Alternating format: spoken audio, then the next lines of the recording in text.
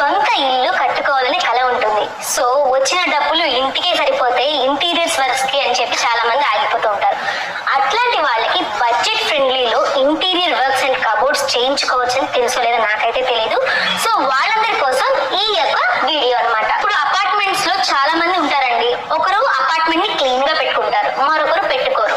So ఆ cleanliness process లో కానీ లేదా తక్కువ ప్లైవుడ్ వాడడం వల్ల కానీ మనకి ఈ మధ్య కాలంలో హైదరాబాద్ లో బాగా విసిగిస్తున్న ప్రాబ్లం వచ్చేసి పెస్ట్ అండి.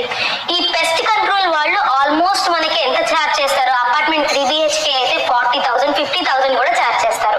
సో ఇంకొక 1.5 అంటే సపోజ్ 1.5 lakhs లో మనకి ఇంటీరియరే వచ్చేస్తుంది. అలాంటి ఇష్యూస్ ఉన్న వాళ్ళు ఐరన్ కబోర్డ్స్ కి వెళ్ళడం చాలా సేఫ్ అండి. ఎందుకంటే అపార్ట్మెంట్స్ లో 200 ఫ్లాట్స్ 300 ఫ్లాట్స్ ఉంటాయి. ఒకరు పెస్ట్ కంట్రోల్ ట్రీట్మెంట్ చేయించుకుంటారు, మరొకరు చేయించుకోరు.